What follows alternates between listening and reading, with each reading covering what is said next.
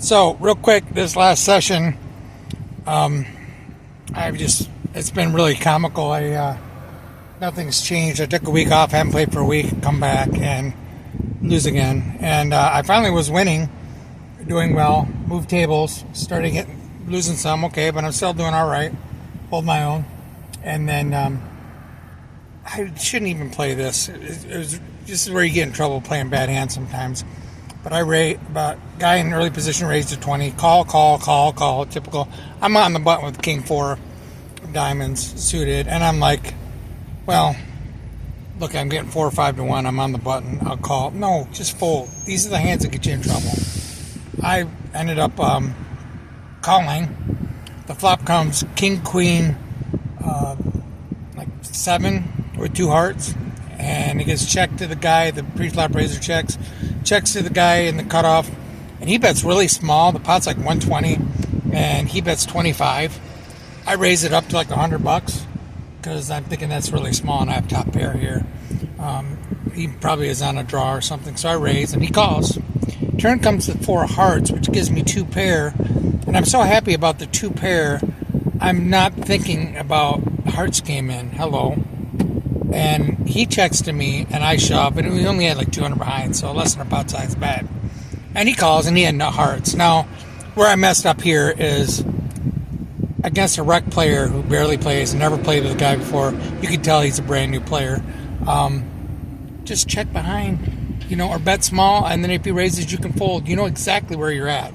There's no reason to put it all in against someone rec like that. Just check behind. He bets wherever you can fold. You don't have to lose another 200, Dan. And so I'm mad at myself for that. I should have played that one better. Fair enough. Even though it's 2 pair, he got lucky on his set. Well, right after that, it was a small raise. Call. Comes around to me, ace, king of clubs. And I raise it up.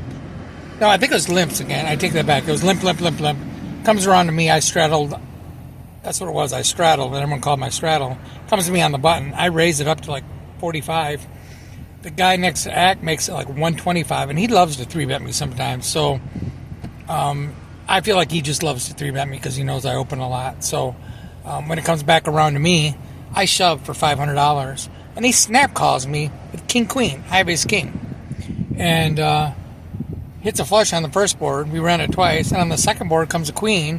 Thankfully, I backdoor clubs because I had ace king of clubs, and I got half of it, but I was lucky to get half. If we ran it once, he would have won. King queen versus ace king, and I don't know why you would call a snap jam with king queen. That's way behind my range.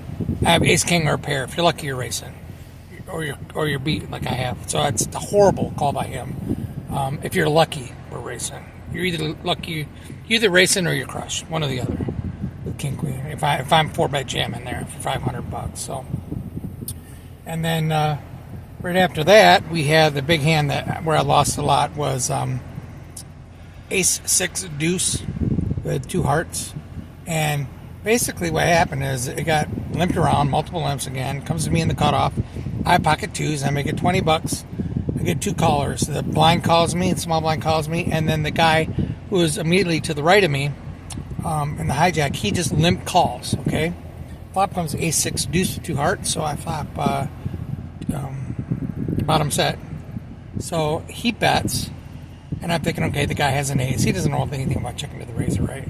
So, like I said, he's a brand new player. So he bets, and I raise big. He bets like 20. I raise it to like 85. And he thinks a second and then calls.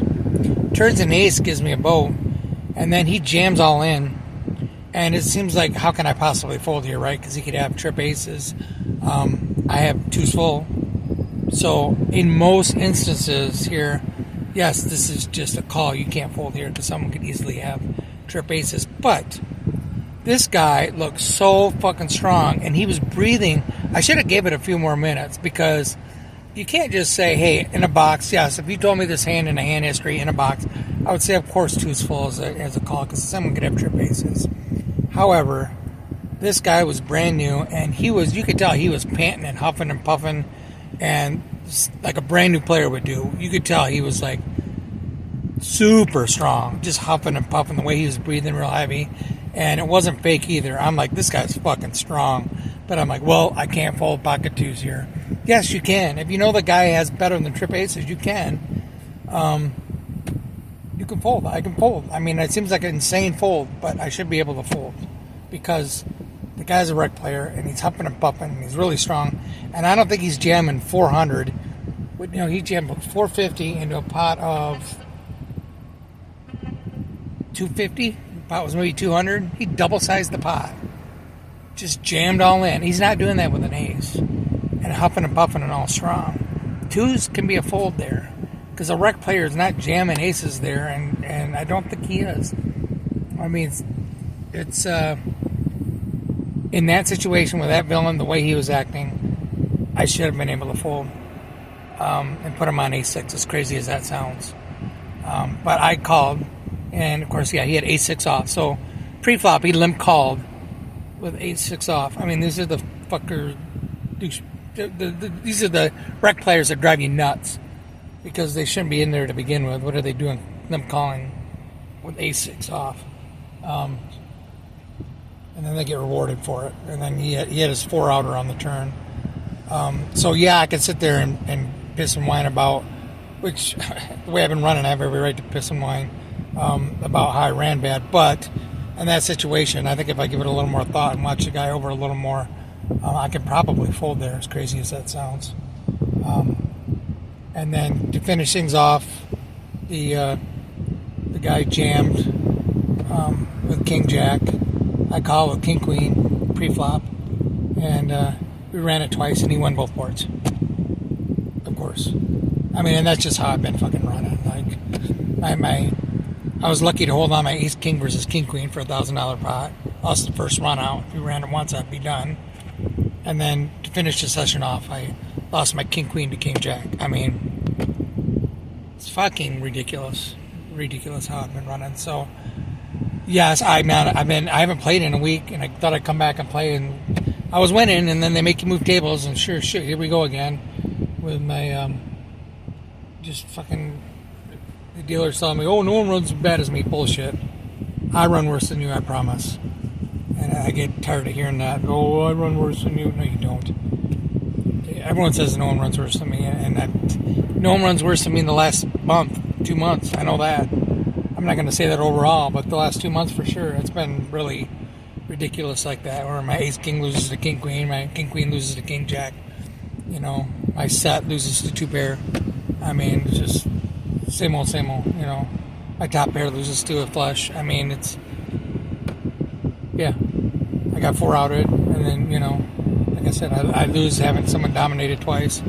And this is just one session.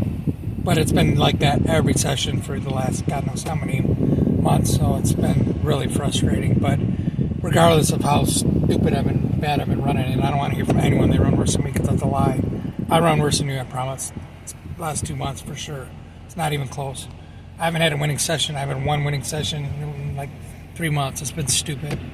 And I'm going broke because of it. And I cut my losses after, like I said, I did one buy-in, and that's it. I lose my buy-in, I'm done. I'm up. Because I just have to. I'm going to go. That's one of the things you have to do if you're running real bad and things are going bad is you have to cut your losses after one session. You can't be like trying to chase your losses.